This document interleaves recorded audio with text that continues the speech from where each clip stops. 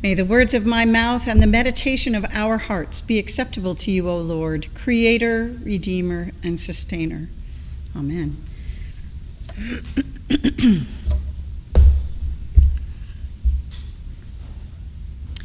Jesus is being named in the gospel this week, the reading we just had this morning.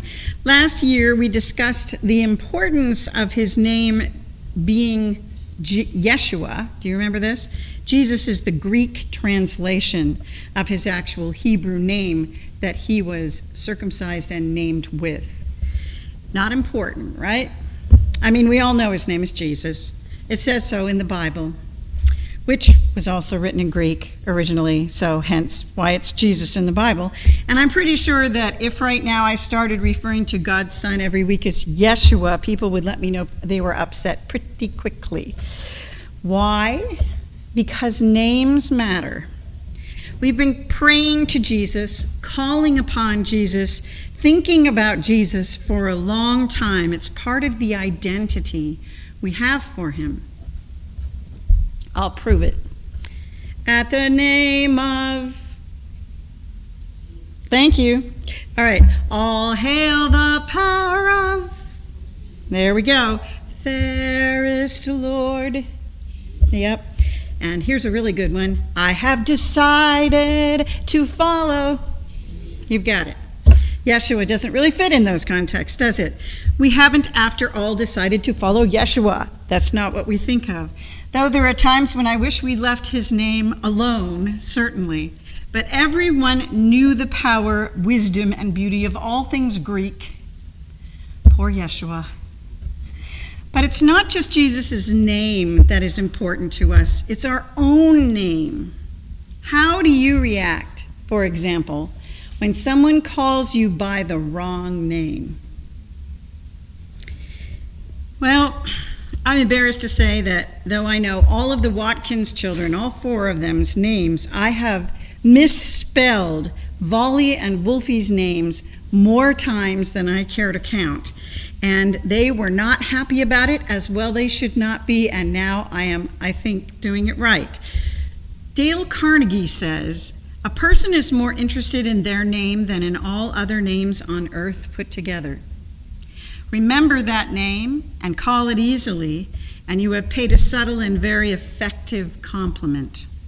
But forget it or misspell it, and you have placed yourself at a sharp disadvantage. One of the simplest, most obvious, and important ways of gaining goodwill is by remembering names, yet how many of us do it? End quote. It is said that God knows every star's name, and God knows ours too. Now, why is that important? Well, imagine how you would feel about God if we just felt that we were one among billions and billions and billions of people, not set apart in any particular way. We'd probably feel more like ants than people. There's a very famous children's book whose title is, Are You There, God? It's Me, Margaret. The point to Margaret is that she is in touch with a God that cares, knows her, not just her face, but her name. I hear that. I've been known to mention probably a couple of zillion times since I've been here that I never forget a face. I am not, however, so good with names. It's something I work on all the time. On Christmas Eve, a couple was leaving the church. I hadn't seen them since the bishop was here. He made a point of calling up veterans, and her husband was one of them. But I welcomed them back by name. I was stunned and more than a little chastened, I must say, when he turned back to me with a big smile. He couldn't believe I'd remembered his name. Poor man. He was lucky. I don't usually, but I remember their faces. By remembering someone's name and using it is when we see them again, anytime we see them again, a person will feel welcomed to this space and respected. Not remembering someone's name will make them feel slighted and unimportant. Now, each person has a different tolerance level about being remembered, their name or not their name. And this tolerance is often set in place by childhood memories in which we are either made to feel special as people remembered us in various places, or times we felt like we were on the outside looking in and forgotten. Some people naturally seem to remember every single name they've ever heard in their entire life. My daughter, Ted Lasso, God. That's about it, I think. Anyway, I have had several parishioners come up to me and say that we have a large number of new names in the directory. That is true. I said something on the order of, yay! Isn't that great? Because, of course, really, isn't it great? It is great. Then I hear something along these lines. I see people I don't know, but I don't know if I should ask them if they're new or not, because usually if I do, they say they've been here for a while, and I get really embarrassed, and I don't know what to do. It's made me afraid to introduce myself. I get it. I really do. I mean, I'm standing at the back of the room every Sunday trying to remember everyone's names, first and last, with a hearing issue that I'm kind of being stubborn about, if I'm honest, and wishing everybody had on name tags. Why are we so adamantly against them? If Jesus were being named today in most churches, he would have a name tag affixed to his wee swaddling clothes so everybody would know who he was. Name tags won't just change our lives, but they might affect everything else around us too, because name tags are permission slips. They encourage engagement.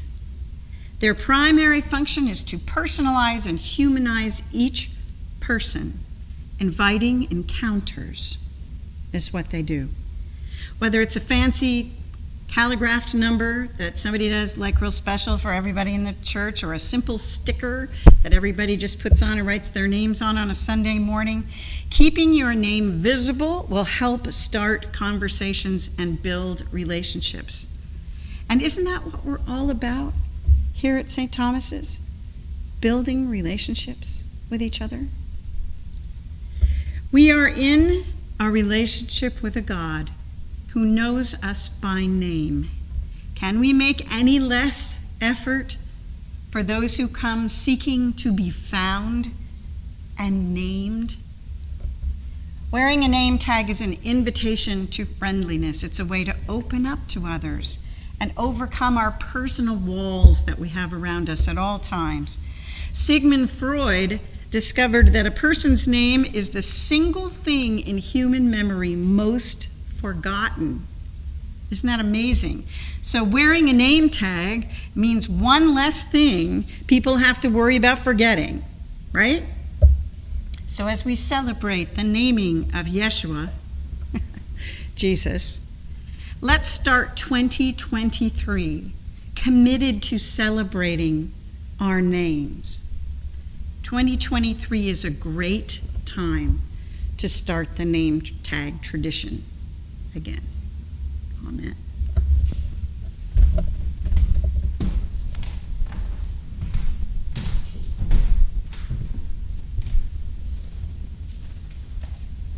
Let us now stand and affirm our faith with the